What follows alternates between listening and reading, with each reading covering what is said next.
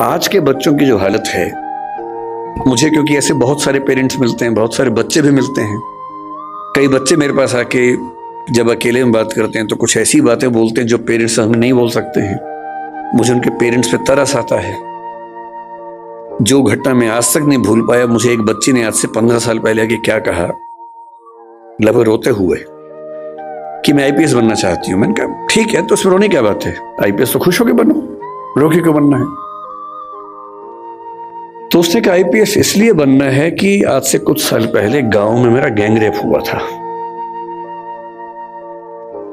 अभी मामला सीरियस हो गया, मैं चुप हो गया। मैंने पूछा फिर आपके पेरेंट्स ने क्या एक्शन लिया, पुलिस में रिपोर्ट किया नहीं की। उसने कहा नहीं, पुलिस तो बात की बात है। मेरे जीवन की सबसे बड़ी दुविधा यह है कि मैं अपने पेरेंट्स को बता नहीं सकती, क्योंकि वो मुझ पर भरोसा नहीं करेंगे, मेरी ही गलती निकालेंगे। तो मैंने कहा तुमने बताया नहीं पेरेंट्स को? बोले नहीं, ना बताया है, ना बता पाऊंगी। आज तक किसी को नहीं बताया है। रोज घुटती हूं अंदर ही अंदर। आज पहली बार आपको बता रही हूं। और आईपीएस इसलिए बनना है कि जो मेरे साथ हुआ किसी और के साथ ना हो। और मैं तब से सोचता हूं कि वो कितने अभागे और मूर्ख पेरेंट्स होंगे जो अपने बच्चे से ये बात नहीं कर सकते। आपका बच्चा गैंग रेप का शिकार हो गया और उसमें इतनी हिम्मत है कि उस चीज को झेल गया, आपको नहीं बता पा रहा, क्योंकि उसको आप पर इतना भी भरोसा नहीं है कि आप उसकी बात सुन पाएंगे। जितने रेप हमारे समाज में होते हैं उनमें से 95% घर के अंदर होते हैं। घर के मेंबर्स या दूर के रिश्तेदार या आस पड़ोस के लोग करते हैं। और उनमें से शायद 10% से ऊपर की खबर किसी को लगती नहीं है। क्यों नहीं लगती है? क्योंकि जब जब कोई बच्ची अपने पेरेंट्स को बोलती है कि ऐसा हुआ है, पेरेंट्स कहते हैं कि नहीं, तूने गलती की होगी, या छुपा दे, दबा दे बात को, चुप रहे, दूर रहा कर उनसे। हिम्मत नहीं करते कि हिसाब बराबर करें, अपनी बेटी का हक मांगे उस आदमी से, इतनी हिम्मत नहीं करते हैं। ऐसे बुज़दिल समाज में क्या होगा? डिप्रेशन नहीं होगा, एंजाइटी नहीं होगी तो क्या होगा? और उस लड़की की बात सुन के मैं हिल गया था। यह अलग बात है कि उस लड़की ने बहुत मेहनत की, बाद में आईपीएस बन भी गई। उसके बाद वो क्या कितना कर पाई मुझे नहीं पता, पर मेरा ख्याल है कि जिस जिस जिले में वो रहती होगी, कम से कम उस जिले की लड़कियां और बेटियां महफूज रहती होंगी। लेकिन वो तो एक अलग बात है, उसने क्या किया अलग बात है। एज पेरेंट्स हम क्या कर रहे हैं ये अलग बात है। और जो मैं अब बताने वाला हूं वो तो और घबराने वाली बात है। आज का समाज, आज की स्थितियां कैसी हैं? हमारे बच्चों की सबसे बड़ी उपलब्धि भी, सबसे बड़ी चिंता भी ये है कि वो इंटरनेट के दौर के पैदाइशी बच्चे हैं। हमारी जनरेशन वो है जिसने सारे चेंजेस को देखा। हम लोग दुनिया के सबसे रोचक जनरेशन के लोग हैं। जो मेरी जैसी उम्र के लोग हैं, 40-50, मैं 50 का हूं, आप तो 40-30 के लग रहे देखने में, तो मतलब जो 40-50, 55 की उम्र के लोग हैं, इतनी इंटरेस्टिंग जनरेशन इस दुनिया के इतिहास में कोई नहीं है जितनी हमारी है। हम जब पैदा हुए तो टेलीविजन आने वाला था। टेलीविजन हमारे दौर में 1975 में पैदा हुआ भारत में। टेलीविजन से लेकर फिर कलर टीवी, फिर वीसीआर, वीसीपी, वहां से होते होते फोन जिसमें घुमा घुमा के फोन करना पड़ता था।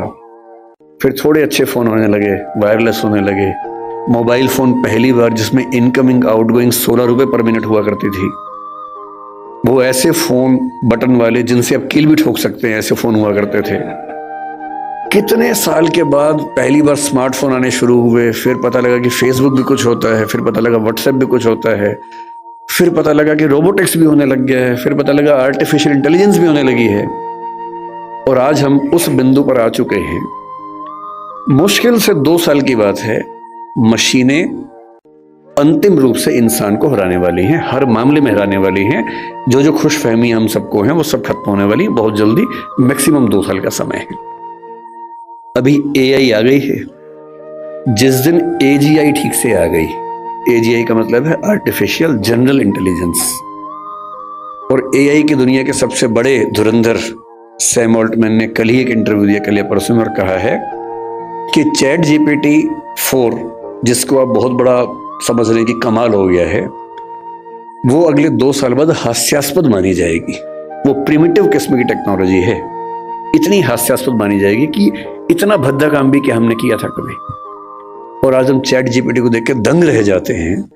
कुछ भी करना हो, फोटो बनानी हो, वीडियो बनाना हो, रिसर्च करनी हो, कुछ भी करना हो, आप ChatGPT को ठीक से प्रॉम्प्ट दीजिए।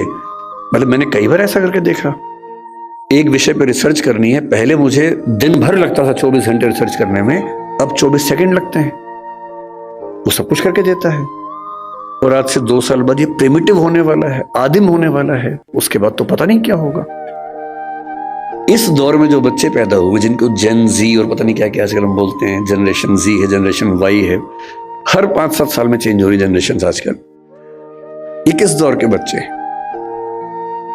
ये पैदा होते हैं जैसी माँ थोड़ी परेशान है, बाप परेशान है, खट से उसको मोबाइल फोन दे दिया, ये टेलीविजन पे लगा दिया कोई अच्छा सा टीवी चैनल जिसपे वो सब आ रहा है, राइम्स आ रही है, अच्छी अच्छी वीडियो के साथ आ रही है, कार्टून फिल्म आ रही है। और बच्चे को पता लग गया कि एक मेरा बाप है, एक मेरी माँ है, और एक इन दोनों से ज्यादा इंटरेस्टिंग एक और है, ये बड़ा सा, इसमें हमेशा बढ़िया चीजें आती हैं। ये तो कभी कभी गुस्सा करते हैं, ये वाला ज्यादा अच्छा है, तो टीवी पे ज्यादा उसको मजा आने लगता है। अब रात को सो रहे हैं, वहां तो टीवी भी नहीं है, तो फिर फोन दे दिया, फिर बच्चा फोन में। कई बच्चे आजकल ऐसे हैं जो किताब जब पहली बार देखते हैं, किताब पे ऐसे ऐसे करते हैं, क्योंकि वो जिस दौर के बच्चे हैं उनको अखबार पे, किताब पे, इतना ही नहीं, दीवार पे ऐसे करने लग जाते हैं, टेबल पे ऐसे करते हैं कि बड़ी क्यों नहीं हो रही टेबल, क्योंकि वो क्या कर रहे हैं, उसी दौर के बच्चे हैं। ये तो मजे की बात है कि अच्छा फोन है, माँ की चिंता कम, बाप की चिंता कम हो गई, फोन दिया, हम मस्त हो गए। लेकिन साथ में और क्या क्या आता है? इन बच्चों का खेलने का मन नहीं करता, क्योंकि इनके पास खेल से ज्यादा रोचक चीजें हैं। मुझे अच्छे से याद है कि हमने पहली बार 5वीं 6ठी क्लास में जाके ऊट पटांग चीजें पढ़नी देखनी शुरू की थी स्कूल में। पहले क्या है, पेरेंट्स हैं घर में, पेरेंट्स के होते हुए हिम्मत नहीं हो सकती, ना दिमाग में कुछ आता था।